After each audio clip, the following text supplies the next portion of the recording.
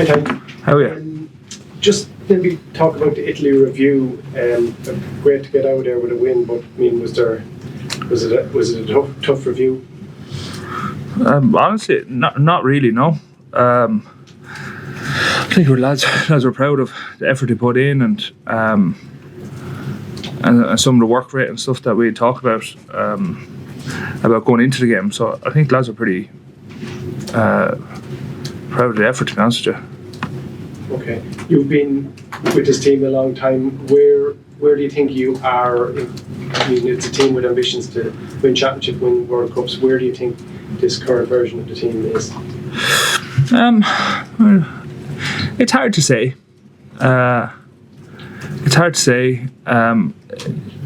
Definitely, there's obviously players missing either through injury or through retirement, and it changes the feel of the group a little bit, I think. And at the same time, I remember coming to Portugal when we travelled off to Portugal, and there was a load of new faces, and I thought, geez, this felt a bit different. I feel a little bit old around here. But I have to say, as the weeks went on, and some of the younger players, or maybe players who have been brought back into camp, they really come out with their shell, even maybe socially, definitely, but I think more so from a rugby point of view. And it's been great to see some of them like push on a bit in training, but also get their chances in games. And where that leads us, the rest of the championship will kind of tell that story. But I think I kind of like where the group is going. I like where the road leads if we can get there. I think there's a lot of promise in it. Rory. Hi, Tadhg, how are you doing? When you pulled up with that injury few ago, was it a case of, geez, here we go again, because you've been through the ringer with those? Yeah. It was a little bit. I was like, where did this come from? I'm sure no one knows either. And it was like, right, let's just get this right. I think in the past we would have had injury, and then we would have re-injured, and you would have ended up being a 3-4 week injury becomes a 12 or 13 week injury. And luckily, a lot of the work we've done previously has got us back on the pitch and good fettle, without re-injury, to be fair. And I think injuries happen in rugby anyway. It's just part of it. And especially when you go back to the time between November series and the Six Nations, I think there's a block of 10 games there in province, and you're on. A lot of big games, a lot of interpros, and a lot of European games. So your workload ends up pretty significant, So Sinead, really, that's the tale of it. And like Tom O'Toole came on loose edge. Fair play. Again. I mean, fair play to him. How hard is that to switch across? I made my second cap for Ireland at loose head in Twickenham as well, actually. And the first scrum was blown up for a reset because I bound on top of the tie head, which is the wrong way around, But that was one of the most nervous weeks of my life. So to be fair to Tom, he took to it like he was strong in the game when he came on, I thought. He's obviously a big man, he's obviously a tie head, but it's impressive how he took to it just in 1 week, Kieran. Hey Tadhg, just what was your feeling on how the scrum went on Saturday, and just on the review, what were the things that didn't work for you in the scrums that didn't go your way? How's the feel? We were -3 in the penalty count, so it was four penalties, then one to us, a free kick each. So obviously it was a disappointing result.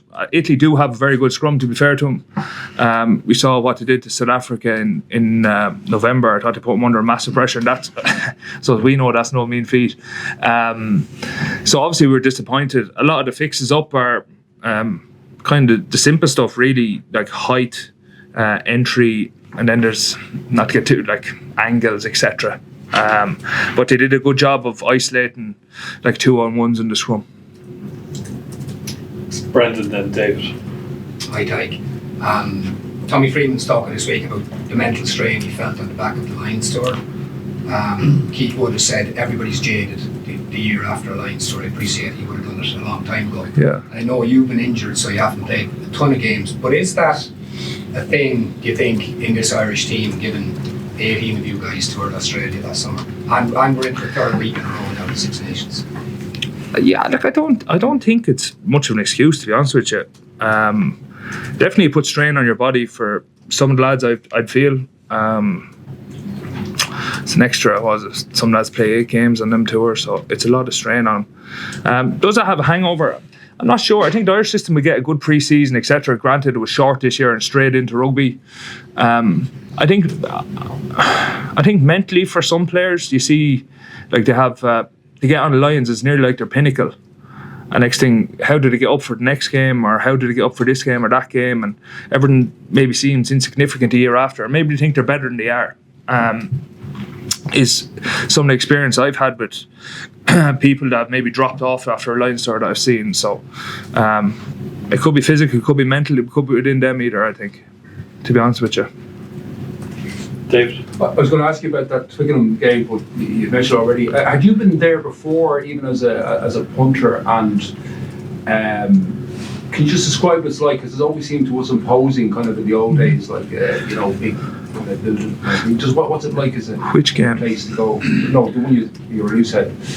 Oh yeah, You that. that already, but I was just No, wondering that was if my first game. Yeah, Yeah. I was Have you just been trying to there figure it before all that? out. And what's it like? I never watched a game there. I think my auntie used to live over in London, and we took the exotic trip over to London for our holidays one year, and we went to Madame Tussauds of all places. We also went to Twickenham Stadium. We got a little a tour of it.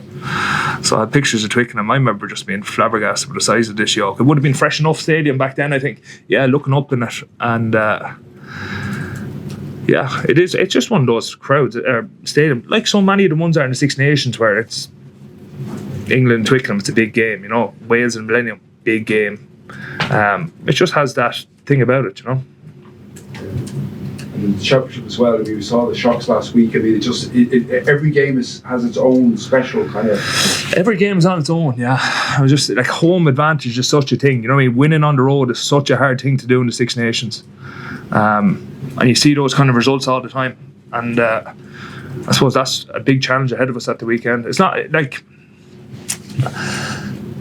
I know we won there in 18 and a few times, but it's not a regular thing. Some people might in the past maybe fancy to go over and get a win, but it's not in the history of Irish rugby to feel that way. You know what I mean? It's a massive challenge. Thanks. Luke, then Peter. Right, like, Oh yeah. can I just ask you about the difference in preparation before facing an Italian front row compared to this English one that you would come up against this weekend? Is there much differences? I know both very strong in their own ways. It's so much like a lot is just trying to get yourself right. Is the truth, and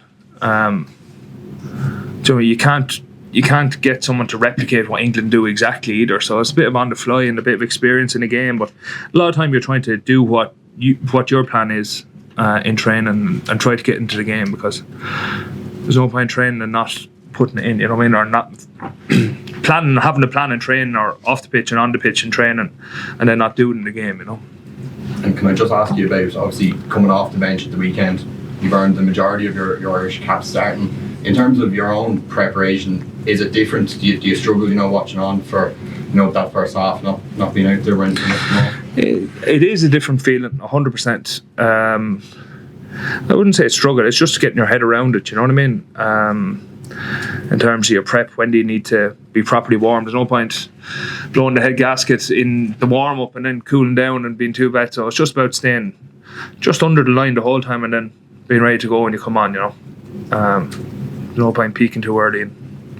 Thanks, Peter. You must have done a few live scrums against Ellis Genge last summer. When you come into the first scrum on Saturday, is it just face of stone, no eye contact, or how does that work? Yeah, I tend to leave the chatting to after the game, to be honest with you.